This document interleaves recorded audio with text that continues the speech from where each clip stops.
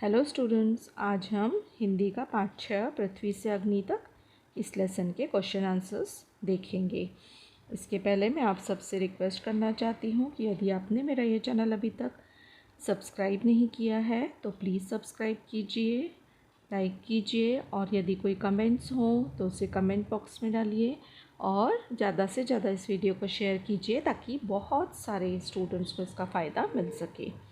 चलिए हम देखते हैं प्रश्न पहला, सही विकल्प चुनकर वाक्य फिर से लिखो। इसमें पहला दिया हुआ है, पृथ्वी प्रक्षेपण के लिए श्रीहरिकोटा, ये देखिए डैश में श्रीहरिकोटा दिया भरा हुआ है ना, अंतरिक्ष केंद्र में विशेष सुविधाएं स्थापित की। मतलब हमें पहला क्या दिया हुआ है, पृथ्वी प्रक्षेपण के लिए डैश अंतरिक्ष केंद्र में विशेष सुविधाएं स्थापित की। तो यहाँ पे हमें दो विकल्प दिए हैं, दो ऑप्शंस दिए हैं, थुम्बा और श्रीहरिकोटा। उसमें से हमने क्या भरा है, श्रीहरिकोटा, क्योंकि यहीं पर यह सुविधाएं दी गई थी। दूसरा है, सिर्फ 600 डैश की भव्य उड़ान ने हमारी सारी थकान को एक पल में धो डाला। अब यहाँ हमें ऑप्शंस दिए हैं मिनट और सेकंड्स, तो उसमें से हम भरेंगे सेकंड्स, क्योंकि वहाँ पर लेसन में हमें सेकंड्स दिया हुआ है, 600 सेकंड्स। ठीक है। नेक्स्ट क्वेश्चन है प्रश्न 2, 3-4 वाक्यों में उत्तर लिखो। अभी देखिए इसमें से हम देखते हैं, भारत को चुनिंदा राष्ट्रों के समूह में किसने पहुंचा दिया, है ना। क्योंकि जब यह पृथ्वी का परीक्षण हुआ था, उसे उपग्रह में भेजा गया था, उसके बाद से यह क्या हुआ था, हमारा देश भी बहुत प्रसिद्ध देशों के नाम समूह में उसका नाम स्थापित हो गया था। तो उसमें हम उत्तर देखेंगे, पृथ्वी उपग्रह को अंतरिक्ष में भेजने की भारत में युगांतरकारी घटना विज्ञान के क्षेत्र में हुई। हमें मालूम है कि विज्ञान के क्षेत्र में एक युगांतरकारी घटना यानी युग बदलने की जो एक घटना थी वो घटी कब, जब पृथ्वी उपग्रह को अंतरिक्ष में भारत ने भेजा था, है ना। मिसाइलों के क्षेत्र में भारत आत्मनिर्भर बना। सामर्थ्यवान नागरिक, अंतरिक्ष उद्योग और व्यवहार्य मिसाइल आधारित सुरक्षा प्रणालियों ने भारत को चुनिंदा राष्ट्रों के समूह में पहुंचा दिया। सामर्थ्यवान नागरिक, है ना, कि हमारा देश इतना सामर्थ्यवान, हमारे देश में नागरिक इतने सामर्थ्यवान हो गए हैं कि अब हर क्षेत्र में प्रगति करने लगे हैं। इसी तरह अंतरिक्ष उद्योग में भी इन्होंने प्रगति की है। इस तरह मैसेज गया, इसीलिए हमारा देश चुनिंदा राष्ट्रों के समूह में आ गया।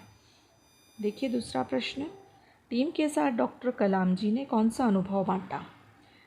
उत्तर है, अग्नि के प्रक्षेपण के समय कई तकनीकी परेशानियां आ रही थीं, जिसकी वजह से कलाम जी की टीम सदमे और शोक की हालत में थी।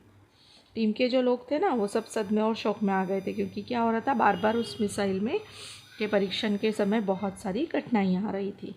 उस समय कलाम जी ने अपने अनुभव को उनके साथ बांटा। जब उन्होंने देखा कि हमारी टीम बहुत सदमे में जा चुकी है या शोक उनको हो रहा है या दुख हो रहा है, तो कलाम जी ने अपना एक अनुभव बांटा।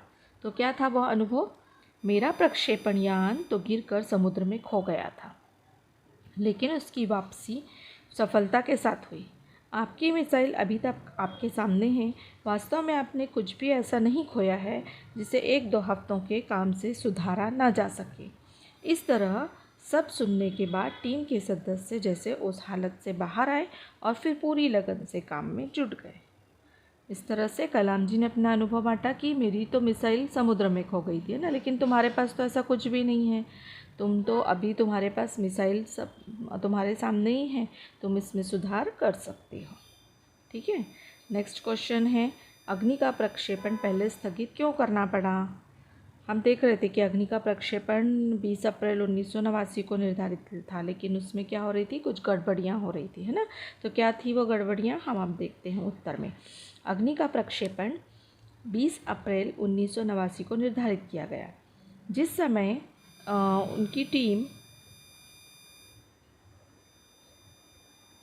जिस समय डॉक्टर कलाम और उनकी टीम T14 सेकंड पर थे, कंप्यूटर ने संकेत दिया कि उपकरणों में से कोई एक ठीक से काम नहीं कर रहा है।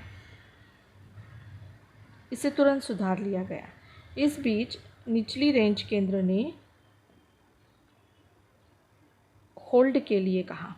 अगले कुछ सेकंडों में जगह जगह होल्ड की ज़रूरत पड़ गई, इसलिए अग्नि का प्रक्षेपण स्थगित करना पड़ा। और इसीलिए क्या हुआ, अग्नि का प्रक्षेपण स्थगित हुआ। नेक्स्ट क्वेश्चन है,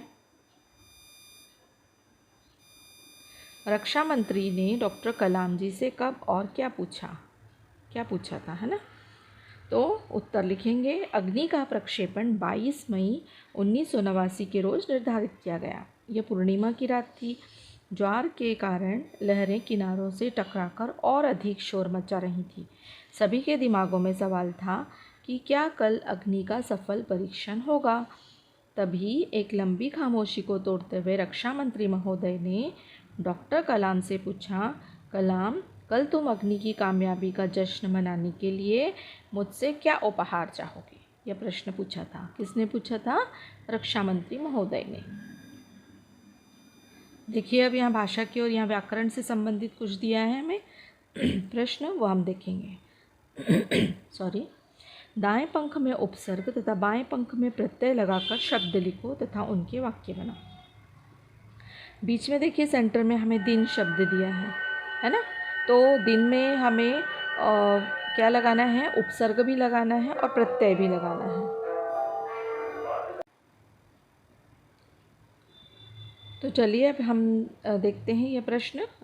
बीच में सेंटर में हमें दिन ये शब्द दिया है, तो उसमें हमें उपसर्ग भी लगाना है और प्रत्यय भी लगाना है। तो जैसे दाएं भाग में क्या दिया है, हमें उपसर्ग लगाना है और बाएं भाग में क्या लगाना है, प्रत्यय लगाना है। तो देखिए, हम दिन का हम पहले क्या बनाएंगे, प्रत्यय प्रतिदिन बनाएंगे। क्या बनाएंगे? प्रतिदिन। और दिन का उपसर्ग बनाएंगे दिन भर। ठीक है। तो इसमें हम लिखेंगे, मैं प्रतिदिन खेलता हूँ और दिन भर नहीं खेलना चाहिए। ये हमने 2 वाक्य बनाए हैं।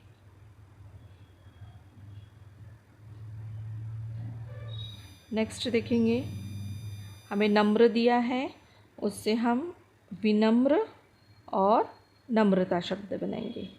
अभी पहला वाक्य बनाएंगे विनम्र के लिए। गीता एक विनम्र लड़की है। विनम्र मतलब अच्छी, जैसे हम बोलते हैं ना सॉफ्टली बोलना, है ना विनम्र, तो वह लड़की है। हमें सभी से नम्रता से बात करनी चाहिए। नम्रता से मतलब हमें अच्छे से बात करनी चाहिए सबसे।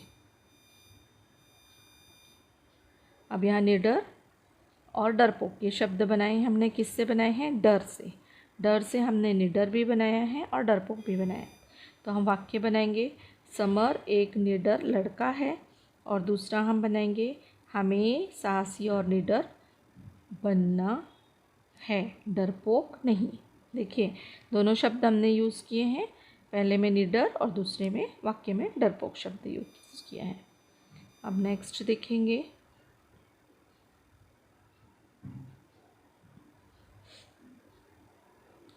सजल। जल शब्द से हमें सजल और जलद 2 शब्द बनाए हैं ना। तो पहला हमने वाक्य बनाया है, सजल दूसरी कक्षा में पढ़ता है ना। और जलद से हम वाक्य बनाएंगे, लिखिए, जलद से हम वाक्य बनाएंगे कि शाम होते ही जलद भर आए। शाम होते ही जलद भर आए। ठीक है। नेक्स्ट है, साहस शब्द से 2 हमें शब्द बनाने हैं। एक हमने बनाया दुस्साहस और एक हमने बनाया साहसता, है ना। साहस में ता लगा के साहसता और साहस में दूह लगा के दुस्साहस। आगे हम इनके वाक्य बनाएंगे। पहला है, चोर पुलिस पर हाथ उठाने का दुस्साहस कर बैठा। ठीक है, यहाँ थोड़ा सा कट गया है, देखिए, उसको आप करेक्ट कर लीजिए। और दूसरा वाक्य है, छोटे बच्चे को बाढ़ के पानी से बचाकर सैनिक ने अपनी साहसता का परिचय दिया। ठीक है। नेक्स्ट देखो, सर्कल में दिया है सत्य, उससे हमने असत्य बनाया है और सत्यवादी बनाया है।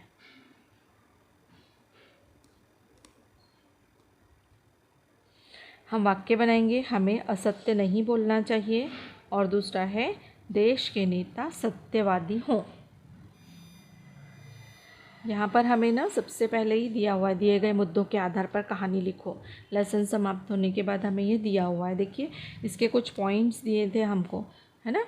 तो आप वो प्रश्न उसमें से देख लीजिए प्रश्न टेक्स्ट बुक में से, और फिर हम ये इसके लिए उन मुद्दों पर एक कहानी लिखेंगे। तो वो कहानी मैंने यहाँ पर आपको दी हुई है, देखिए। तो हमने सबसे पहले कहानी का शीर्षक लिखा है कर्तव्यनिष्ठ बालक, और वो कहानी यहाँ पर हमने दी हुई है, देखिए।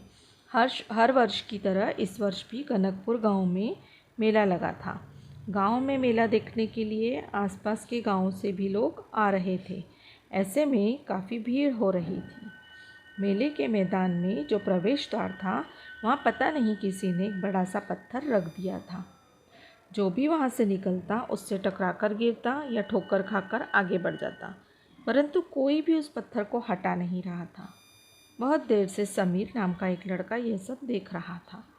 उससे रहा नहीं गया। उसे लगा ऐसे में तो किसी को भी गंभीर चोट आ सकती है या फिर किसी की हड्डी टूट सकती है। ऐसा विचार आते ही उसने दम लगाकर उस पत्थर को हटा दिया। पत्थर हटाते ही उसे पत्थर के नीचे एक कागज़ मिला जिस पर कुछ लिखा था। वह एक पत्र था, वह एक चिट्ठी थी जिस पर लिखा था, जिसने भी इस पत्थर को हटाया है वह सचमुच बुद्धिमान साहसी है। उसे उसकी बुद्धिमत्ता और कर्तव्यपरायणता का पुरस्कार मिलेगा। सरपंच। ये पत्र किस तरफ से था? सरपंच की ओर से, अर्थात गांव के सरपंच ने यह चिट्ठी लिखी थी।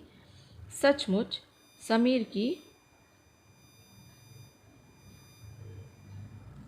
कर्तव्यपरायणता के लिए गांव के सरपंच ने उसे उसी मेले में मंच पर उसका सत्कार करते हुए उसे इनाम दिया। लोगों को सीख दी कि हमें हमेशा अपने कर्तव्यों का पालन करना चाहिए। तो यह थी कहानी जिसमें सीख भी है और हमने उसका शीर्षक भी दिया हुआ है।